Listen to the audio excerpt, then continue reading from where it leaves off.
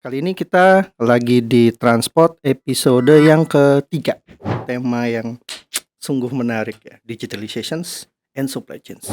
Kompleks problem apa yang ada di logistik dan bagaimana algoritma bisa diselesaikan.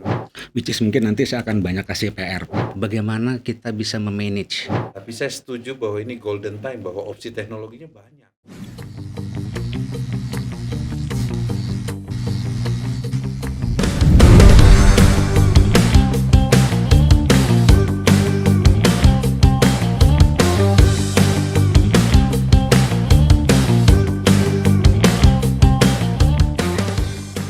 Halo Sobat Mostran, selamat sore semuanya.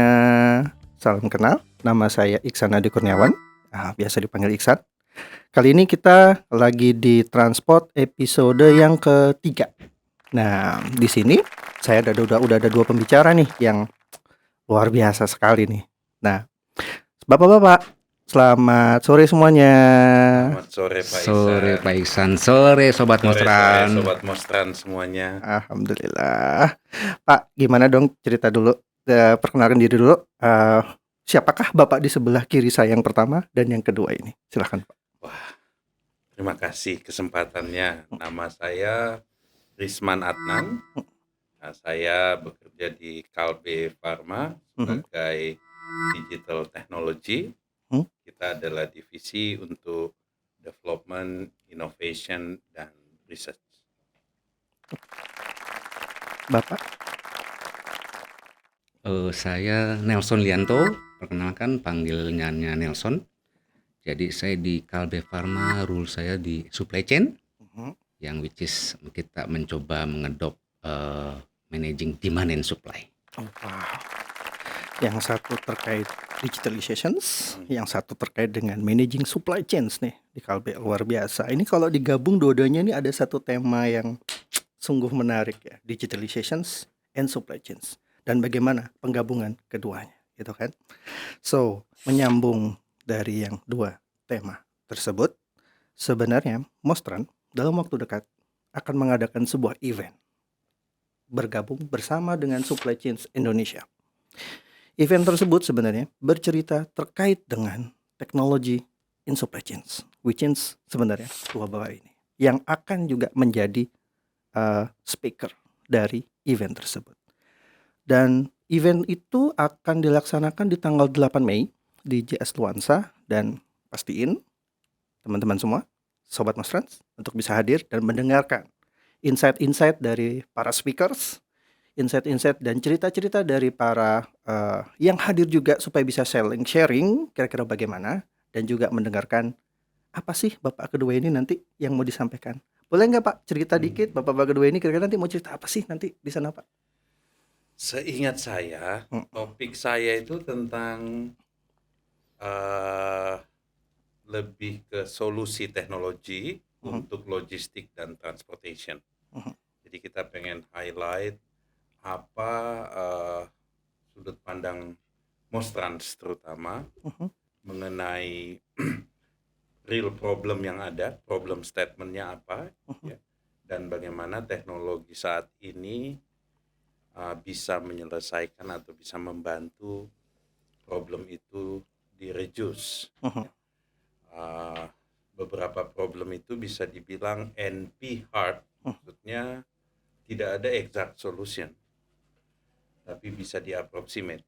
Jadi kita coba share bagaimana Mostrans melakukan digitalization dan kompleks problem apa yang ada di logistik dan bagaimana algoritma bisa diselesaikan dengan misalnya teknologi terkini seperti artificial intelligence, IoT, dan tentu saja yang seperti robotic process automation, bagaimana supaya kita mengautomate pekerjaan manual dengan teknologi.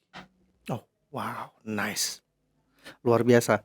Oh, teasernya cukup panjang, tapi tentunya nanti pada saat presentasi akan lebih banyak lagi yang dieksplor. Iya. Yes, thank you. Mudah-mudahan kita bisa tunjukkan lebih banyak demo ya. Oh, supaya bisa kebayang ya bahwa di event itu pesertanya bisa ngelihat gimana software, AI, IoT, dan RPA bisa dipakai di di dalam bisnis logistik dan transportation. Thank you so much Pak dari teasernya. Pak Nelson, hehe. Apa nih Pak yang mau di-sharing? Teaser dikit lah Pak, boleh lah. Kalau kita lihat tadi ya, Mm-mm. Pak Risman bicara teknologi, Mhm. which is mungkin nanti saya akan banyak kasih PR Pak. Kalau kita lihat kan sebenarnya supply chain itu ya, kalau terutama mungkin di 2020 awal ya, itu kok kita bilang kan seperti jadi satu new era di supply chain ya, di mana kok kita bilang menjadi kayak tiang bahwa past, present, future. The old supply chain boleh dikatakan ya before 2020s lah itu mungkin metode atau cara kerjanya bahkan mungkin beberapa prinsip yang dijalankan itu mungkin tidak lagi relevan dengan kondisi yang dihadapi di 2020. Dan of course in the future segala disruption akan lebih accelerate ya, pace-nya lebih cepat. Dimana di 2020 kalau kita lihat nanti sebenarnya kan banyak kejadian dari pandemik, dimulai pandemik, banyak geopolitical uncertainty ya kalau kita lihat ya, menyebabkan jadi ada disruption, bottleneck segala macam gitu kan. Nah itu membuat ke depan itu supply chain itu menjadi suatu tren dan challenge yang beda. Nah kalau kita lihat sebenarnya tren challenge-nya apa sih? Of course nanti kalau kita in term of supply bermasalah, regulation bermasalah, banyak challenge lah gitu kan. Termasuk kalau kita lihat nanti akan lari ke bagaimana supply chain itu akan trennya terakhir banyak mengkonsum secara kapital and cash flow karena behavior pada saat mengatasi 2020 kita bilang pandemik dan segala macam isunya. Nah, tapi kalau kita lihat sebenarnya di sini tadi ada creating opportunity. Sebenarnya lebih ke arah adalah bagaimana kita bisa memanage organisasi yang bisa memanage antara dia punya knowledge in business, knowledge in kalau kita bilang supply chain dengan knowledge teknologi tentunya. Nah itu kita bermain bagaimana secara supply chain pipeline kan banyak data bertebaran, banyak sistem bertebaran. Nah di mana teknologi itu sebenarnya salah satu jawaban digital transformation.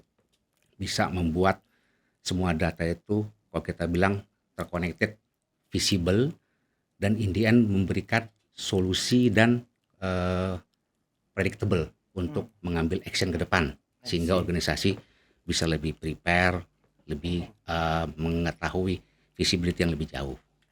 I see. So Pak, nyambung sedikit yang tadi Bapak sampaikan ya, in term of supply chain management yang sekarang nih sudah berbeda karena ada disrupsi. What is your three biggest challenge Pak terkait dengan SCM ini? Tadi kan Bapak sampaikan ada beberapa challenge-nya, but what is your mind? What is your three biggest challenge in your mind? Kalau kita lihat ya mungkin challenge pasti banyak. Yes. Kan? Dan mungkin challenge itu berubah-ubah dan yang penting kita harus keep on relevan. Yes. Ya kan? Ya, three biggest kalau kita lihat saat ini kan terkait dengan sustainability of supply and price. Di mana udah pasti itu sangat berpotensi dengan kondisi sekarang itu banyak disruption. Nah kita mesti bisa satu mempredik dan segera adopt dengan current situation dan possibility ke depan. Selain itu satu sisi juga regulation. Kalau kita lihat ya regulation back to usually kan by government, ya kan. Banyak regulation yang memang untuk pengamanan, tapi itu tentu akan impact ke supply, lead time dan segala macamnya. Lalu juga banyak hal kalau kita lihat sekarang itu tadi banyak company itu akhirnya mereka punya cash flow, capital makin tie up di supply chain. Karena in the end untuk mengkop segala macam challenge itu ada beberapa untuk menaikkan inventory sebelumnya. Cost bertambah karena longer lead time. Nah, itu tentu harus kita manage. Okay. Thank you so much Pak Nelson. In your perspective Pak Risman, what is the biggest challenge in SCM? Kalau kita lihat dari sisi bisnis ya, tadi Pak Nelson udah bahas bahwa kita ada di masa sebenarnya ya, uncertainty-nya tinggi, Mhm, lebih tinggi mhm, dibanding sebelum-sebelumnya. mhm, Dan ini beruntun sebenarnya dari masa pandemi, setelah itu masa saat ini ya. Uncertainty secara global, secara lokal itu masih belum stabilize. Terutama menyangkut supply chain. Kita bukan cuman internal di Kalbe, tapi menyangkut kondisi global ya, mhm, kondisi eksternal. mhm, Dan untuk supaya bisa sustain, saya setuju dengan Pak Nelson, banyak hal yang harus kita dapatkan insight-nya. mhm, Dan insight-nya ini ada di mana-mana. Ini yang membuat bisnis itu kompleks ya, mhm, bahwa parameternya banyak sekali. Uh, Kalau teknologi problem itu kompleksitinya yang tinggi, kalau bisnis problem itu parameternya banyak. mhm. Dan kita sulit sekali menebak. Ya, misalnya saya kasih problem ke Pak Iksan, coba tebak nilai currency besok. Mmm, Ya kan? mhm, mhm, Sulit sekali dilakukan itu karena even dalam data tidak ada polanya mhm. ya, atau nilai stok. So dari sisi teknologi challenge terbesar kita mungkin saya ambil dari sisi pertama change management di people ya. Mhm. Lebih ke bagaimana attitude kita dengan teknologi baru. Nice. Oke, Mmm, change management ini menyangkut mindset kita, apakah ada teknologi yang baru dan kita mau nggak pakainya. mhm, Kita merasa ada untungnya nggak, ya? ya, Kita mau explore nggak? mhm, Kita mau exploit nggak at the same time? mhm, Nah, yang kedua adalah memang supply chain ini tadi Pak Nelson juga udah mention, ini memang kompleks problem ya. mhm. Oke, coba bayangkan ada banyak ribuan SKU di Yes. beberapa location center atau distribution center. Mmm, Secara inputnya dari supply side-nya ada ratusan supplier dan demand side-nya ada mungkin ratusan ribu retail location.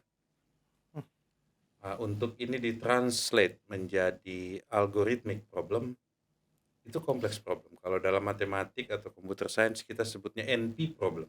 mmm, NP problem itu tidak ada single solution, kita cuma bisa approximate dan kita improve terus menerus. Jadi agak sulit kita dapetin solusi yang sekali bikin selesai.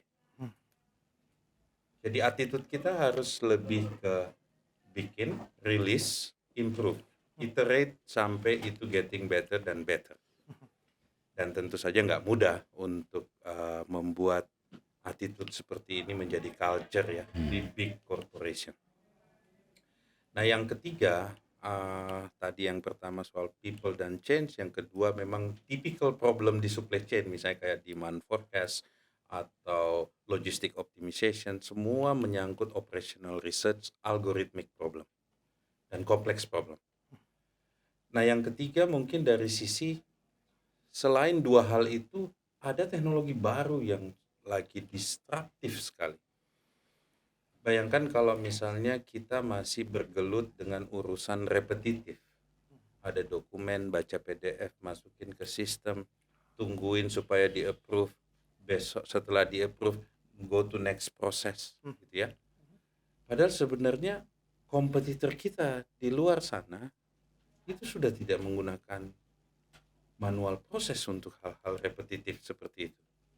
Mereka udah menggunakan teknologi kayak AI, robotik, data udah diambil langsung pakai sensor, pakai IoT, mhm. software sudah mature. Nah, yang menjadi problem adalah kalau kita tidak adaptif, maka kita sulit berkompetisi dan berpartner bahkan. Mmm, Oke, ya, karena value proposition dari company yang salah satu area yang dilihat juga adalah tingkat adopsi teknologinya. thank you Pak Risman. Jadi satu sisi terkait dengan uncertainty dan visibility, dan satu lagi adalah kalau boleh saya bilang adalah digital mindset, Yes. yang sampai saat ini adanya keterbatasan orang untuk memahami bagaimana dia bisa, punya digital mindset sehingga bisnis prosesnya jadi lebih lean, Mhm. lebih simpel, produktivitasnya naik gitu, Pak, ya. Dan menurut Bapak berdua nih, apakah ini golden time ya untuk mengkawinkan antara digitalisasi dengan supply chains? Tadi kalau kita lihat yang tadi saya cerita ya di awal, memang mungkin sekarang kalau kita bilang mungkin bukan supply chain ya, supply network ya. Oh, Kan nice. network itu kan kalau kita bilang tadi sebenarnya kan cabang lebih banyak, dan kita bermain sebenarnya kan ada challenging in supply chain uncertainty. Kalau misalnya stable, it is lebih simple to manage ya. Tadi sebenarnya golden time challenging banyak ya pasti, tapi opportunity itu ada bagi organisasi yang bisa bagaimana menggabungkan dia punya business knowledge, supply chain knowledge dengan knowledge of the technology. Hmm. Nah, itu yang akan mendapatkan, kalau kita bilang, become the winner. Thank you, Pak Nelson. Pak Risma, Hmm. is it the time? Secara teknologi ada area yang saya sering ringkas ABCDX ya, Mhm. yang lagi di-accelerated, maksudnya lagi di-invest oleh tech principle. Mhm. Lihat amount of investment di AI, Mhm. amount of investment di blockchain. Oke, sesuatu yang mungkin kita samar-samar, apa ini blockchain? Tapi happening gitu. Ekosistemnya sangat besar. General ledger ya, Pak. Cloud technology. Ya, sementara kita masih berpikir saya pengen punya data center. Data science D-nya, X-nya IoT, RPA, virtual reality dan lain-lain. Kalau lihat operation di company-company yang sudah adopsi maturity-nya dari sisi teknologi tinggi, itu mereka benar-benar bisa dapetin business value, business impact yang really tangible dari ABCDX. Tangible. Bisa dia ukur berapa nilainya gitu. Nah, yang pertanyaan terbesar ya sebenarnya untuk company yang baru start masuk ke situ, pengukuran itu bagaimana? Ya, ini yang harus kita benar-benar mindful supaya any teknologi adoption itu benar-benar bisnis fokus. Digitalization tentu saja semua harus lakukan karena nggak ada opsi lain, Pak. Nggak mungkin dicatat manual. Bisa nggak dicatat manual pakai Excel, terus tiap hari lihat nilai currency, update Excelnya manual terus-menerus, kita nggak pulang ke rumah ya. Jadi itu harus di-automate. Jadi menurut saya digitalisasi, otomasi dengan adopsi teknologi seperti AI, RPA, IoT, saya rasa bukan opsi, tapi jalan yang harus kita lalui bersama dan belajar sama-sama supaya kita dapatin bisnis impact-nya sama-sama. Pak, bisa di-elaborate lagi nggak? Bapak kan ngelihat bahwa mungkin di luar negeri atau di overseas sudah ada nih yang melakukan kegiatan kayak gini gitu.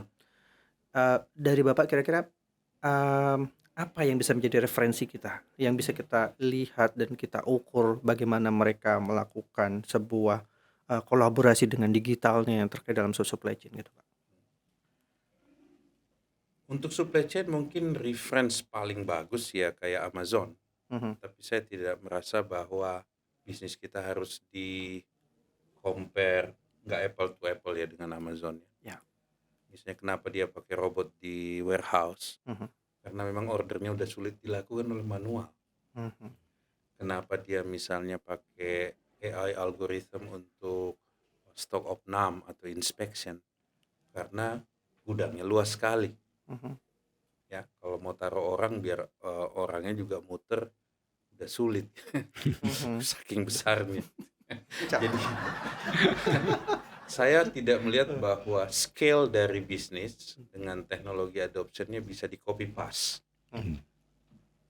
Kita harus benar-benar bisa define problem statement yang tepat untuk kondisi di Kalbe, kondisi di Indonesia. Jadi banyak kan yang zaman awal-awal mungkin ya, setiap yang terjadi di Silicon Valley jadi tren di sini.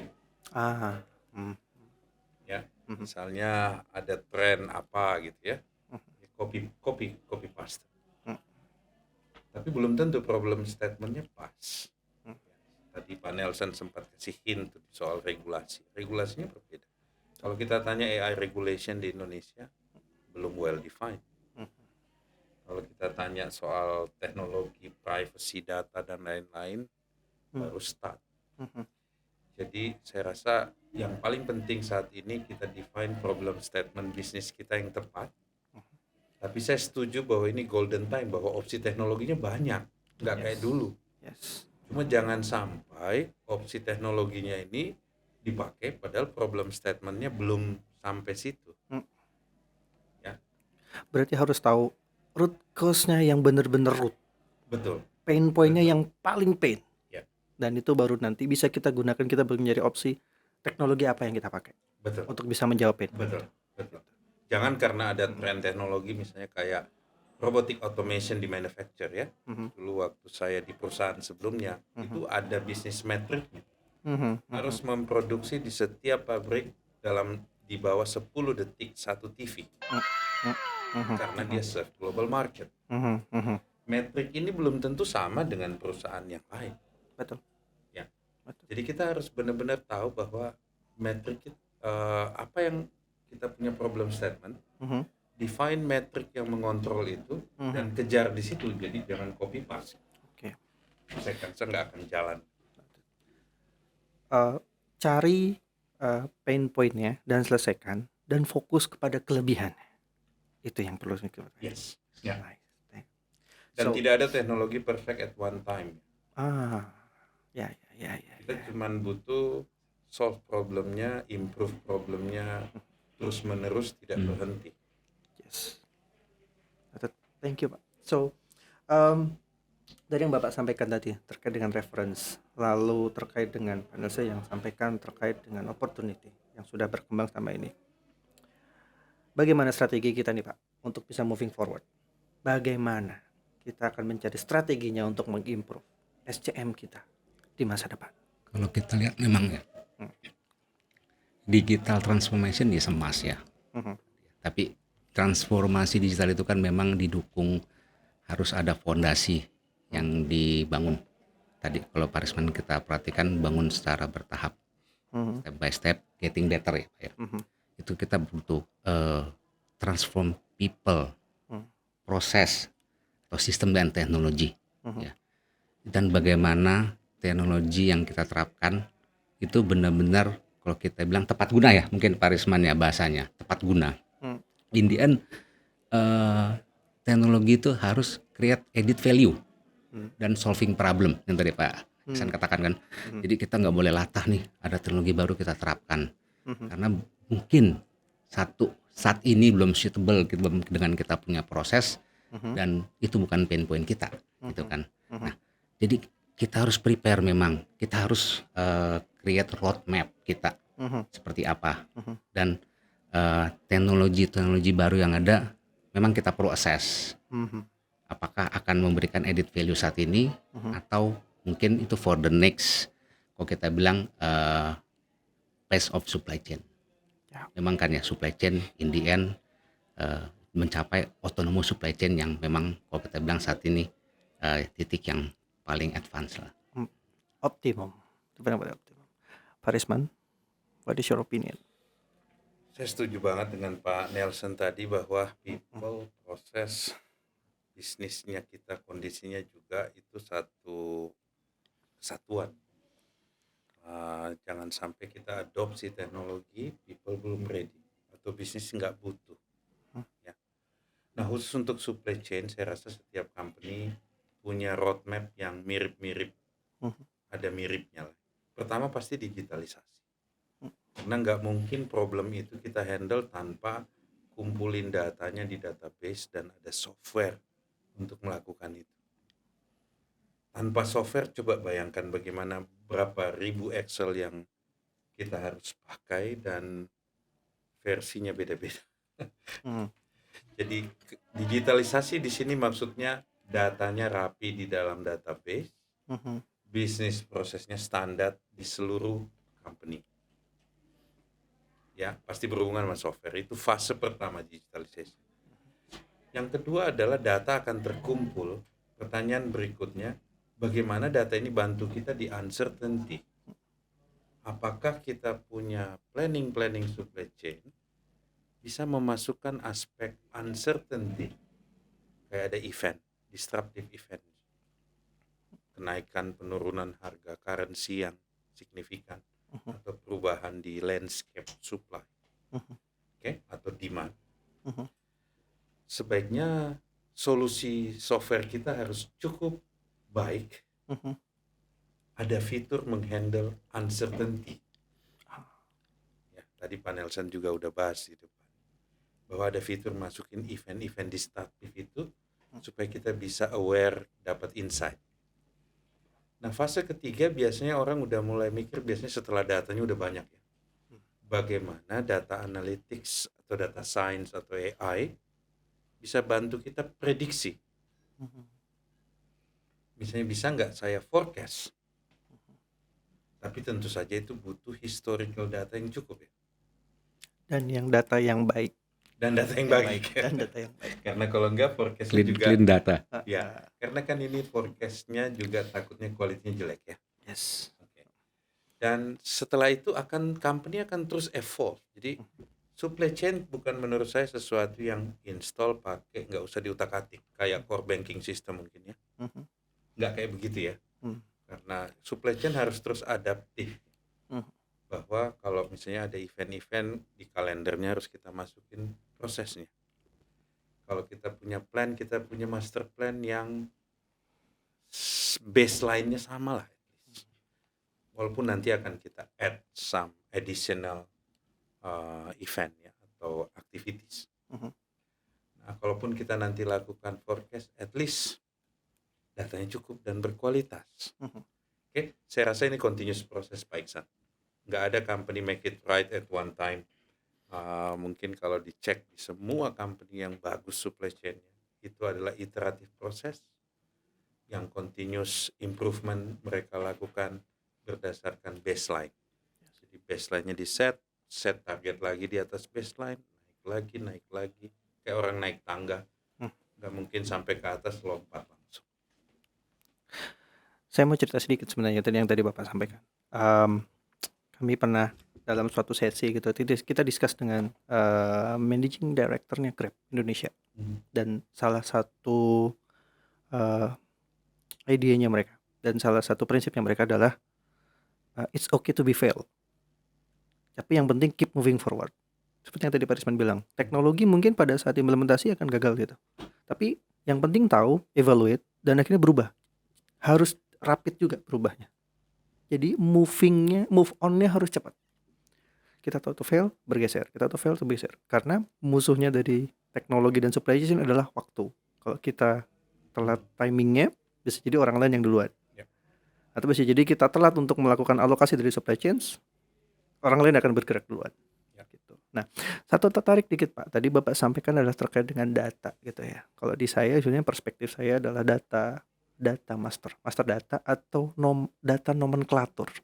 Gimana datanya itu dirapiin gitu ya supaya jadi itu. Nah, selama pengalaman Bapak sendiri selama ini ya, mungkin tentunya kalau data di Kalbe ada divisinya sendiri, tapi dari perspektif Bapak, bagaimana cara tuh Pak untuk bisa managing data yang Kalbe ini gede banget?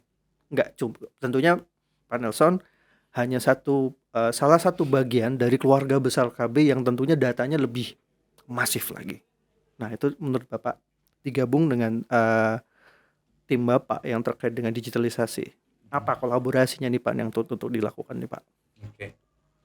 So, banyak sekali sekarang company merasa data is new oil. Yes. Crude oil ya. Data yang punya nanti insight dan lain-lain akan jadi bensin atau sesuatu yang ada nilai komersialnya. Tapi basic dari data management itu adalah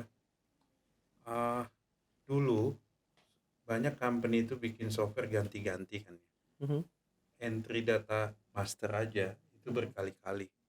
Dan it takes time sampai mereka punya single master of truth, data master yang baik. Saya rasa nggak mudah buat big corporation. Kita hanya ngomong data master. untuk punya standar yang baik takes time. Hmm. Karena pada saat itu di push, kebutuhannya belum ada. Ini masukin aja dulu data. Ya, sampai akhirnya ternyata kita butuh penamaan atau kodifikasi produk yang benar. Ternyata itu butuh 5 tahun sampai kesimpulan itu. Misalnya. Oke? Ya. Tapi company yang baik itu company yang bisa belajar dari kesalahan yang dilakukan orang lain gitu ya. Nggak mesti kita yang harus lakuin. Ya. Bahwa untuk data quality, data standar, kodifikasi itu harus di-define. Jadi bagusnya kalau kita bisa belajar dari failure-nya orang lain. Jangan takut fail, saya setuju. Tapi jangan sampai melakukan kesalahan yang sama over time. Justru fail menurut saya harus di-encourage tapi belajar. Dan jangan buat kesalahan yang sama. Oke. Jadi di data management itu yang penting kita tahu bahwa datanya itu ada standarnya. Ini saya kasih contoh Pak Iksan. Kodifikasi tanggal aja. Date time. Coba ambil 3 aplikasi di any enterprise. Lihat mereka punya standar date time. Bahwa penulisannya DD, YYY. Oke? Ya. Biasanya enggak. Is it? Ya, tiap-tiap aplikasi punya standar sendiri. Oke? Atau penulisan currency, ada yang pakai ID, Ada yang IDR, USD, ada yang pakai US. Oke? So butuh takes time sampai kita respect small thing, big impact. Yang punya big impact di data management. Ya. So dari standar kodifikasi juga mengenai bagaimana datanya berjalan di dalam enterprise. Bagaimana datanya bisa, jadi banyak mindset kita itu data ini nggak boleh keluar dari saya. Padahal sebenarnya kita tidak butuh semua data sampai ada nama orangnya dan lain-lain. Oke, yang kita butuh pola numerik di dalam data. Saya nggak butuh namanya siapa. Saya nggak butuh ini. Saya butuh pola numeriknya. Ya. Tapi karena mindset itu udah melekat, akhirnya dibuat atau nggak boleh data nggak boleh keluar. Oke. Karena sebenarnya kita nggak butuh mengenai personal information. Nah, mindset itu juga perlu diubah di data management. Bahwa yang dibutuhkan adalah pola di dalam data, bukan informasi private di dalam data. Nah, yang ketiga adalah bagaimana data ini bisa dimodelkan dengan model matematik, pakai machine learning atau teknologi deep neural network yang sekarang ini lagi tren di AI, untuk ambil pola itu dan reuse. Jadi biasanya orang yang bikin mereka ketakutan, dia pikir ada data privacy akan dipakai oleh company lain, padahal polanya yang saya mau pakai. I see. Thank you Pak Risman. Sangat advance ya. Sangat advance, Mas, sangat technical. advance. Pola, mapping, Ya. yang udah terkait dengan data gitu ya. Kalau dia Pak Nelson sendiri deh, pola, mapping, SCM, exploring the uncertainty and managing the visibility, gitu ya Pak ya. Nah dari Bapak, managing pola, managing pattern terkait dengan supply chain, gimana tuh Pak? Yang selama ini berjalan? Ya, sebenarnya kan kalau kita lihat managing uncertainty dan data ya. Pertama kan sebenarnya semua itu in the end ke human behavior dulu nih Pak. Sebenarnya kan dengan digital transformasi lah, kalau kita mulai dari permukaannya itu mengubah behavior people bekerja. Kalau kita bilang dulunya mungkin bersifat operational, operator, nanti dia doing analytic, ya kan. Dulunya firefighting, kalau kita bilang lebih ke arah managing problem gitu kan. Nanti lebih ke arah anticipate, preventif dulu kuratif gitu kan. Nah itu kan which is sebenarnya untuk dapat melakukan itu di bawahnya itu kan kalau kita bilang di sistemnya itu sangat kompleks ya. Data kalau kita lihat kan tadi supply chain itu kalau kita lihat dari digitalisasi mungkin pasti lebih advance, tapi kalau kita kan ada level-levelnya apa ya tadi ya, ada level-levelnya. Sebenarnya belum menuju ke, sebelum kita menuju ke AI lah gitu kan. AI butuh data. Mhm. Data butuh input, butuh kalau kita bilang point of inputnya gitu kan. Jadi kalau kita bilang kan sebenarnya dari segi digitalisasi mungkin pertama adalah sistem supply chain secara sistem untuk dia bagaimana bisa mengedop data, mengedop planning. Mhm. Lalu ada namanya robotik Pak ya, pasti kan lebih ke arah dia how to handle the physical become automatic. Mhm. Dan biasanya robotik itu di-combine dengan IoT ya, device IoT lah Mhm. buat dia mendapatkan untuk capture the data. Mhm. Nah, itu kan di situ kan di mana tuh sumber kita banyak dapat data Mhm. dari kasarnya kalau kita bilang apa ya dari supply chain proses itu banyak poin-poin yang banyak hal terjadi lah gitu kan dan capture the data. Nah, pertama adalah how to manage the data. Tadi Pak Risman bilang data is new oil ya Pak ya. Crude oil. Ya crude oil. Tapi mungkin satu yang mungkin saya tambahin, crude oil nggak akan ada value kalau nggak di mining kan Pak ya. Iya. Nah itu ada istilah mining the data, which is ya.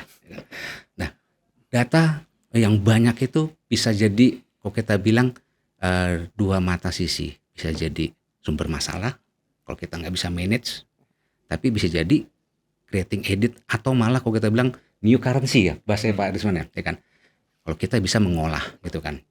Nah, untuk mengolah data itu kan kita butuh namanya integration ya Pak Risman ya. Integration dan mungkin bahasa interoperability. Bagaimana bisa menampilkan data itu menjadi satu visibility yang end to end termasuk untuk mengenerate segala macam kemungkinan. Nah, setelah itu baru tahapannya mungkin AI Pak ya. AI kan butuh banyak data. Dia bisa memberikan segala macam prediction, anticipate, malah mungkin beberapa potensi disruption ya kan dari data internal, eksternal, mungkin termasuk ekonomik. Kalau kita bilang ekonomik apa ya data ya growth lah, resesi, segala macam kurs lah ya. Economic situation lah Economic ya. situation, Apapun negaranya masuk masuk ke situ. geopolitical, benar gitu kan. Nah, setelah itu kan baru kita tuh, maksudnya dari situ kita mengedop ke beberapa teknologi bagaimana kita mengambil keputusan decision dari AI tersebut, ya kan. Nah, terus kalau tadi blockchain gitu kan. Sebenarnya blockchain itu kan sebenarnya sangat kalau kita bilang jadi future nih Pak, salah satu future di supply chain. Kenapa salah satu regulasi kita kan traceability ya. Mhm. Traceability sebenarnya kan. Sebenarnya kan boleh dikatakan apalagi di food industry, di pharma apalagi ya. Itu kan boleh dikatakan mesti dapat di-trace dari mulai sourcingnya itu bahkan mungkin ini materialnya diproduksi di mana. How to distribute and where to distribute. Jadi kasarnya kalau something happen with the product, it is easier to recall or trace back. Nah itu jadi sesuatu yang kalau kita bilang sangat akan potensial added value ke depan. Oke. Thank you, Pak Nelson. Thank you, Pak Risman. Last but not least, this is the last questions maybe. So, dengan tadi idenya Bapak dengan terkait dengan challenging opportunity yang udah Bapak sampaikan berdua terkait dengan digitalisasi dan juga supply chain gitu ya. Tadi Bapak juga sedikit sampaikan tadi dengan roadmap. Kalbe sendiri terkait dengan supply chains-nya dan terkait dengan digitalisasinya. Kedepannya itu kayak gimana sih Pak? Di bayangan Bapak, di bayangan Bapak berdua. Kedepannya kira-kira bagaimana? Pak Nelson dulu boleh. Ya, kalau kita bilang ya, memang secara organisasi gitu kan, kalau kita lihat yang kita hadapi kan memang selalu, yang akan selalu abadi adalah perubahan dan uncertainty, ya kan. Nah, gimana kita secara supply chain gitu, end to end proses dapat memberikan kalau kita bilang managing balancing demand and supply, ya kan, with the right cost, right service, right quality, regulation, and sustainability. One thing, right time. Right time. This is service. Ya, correct. Service at right time. Oke, thank you, Pak Nelson. Pak Risma. Ini mungkin aspirasi ke depan. Correct. Saya ngelihat bahwa the future kompetisinya adalah how deep your algorithm di bisnis. Dan ini sangat menyangkut uncertainty tadi.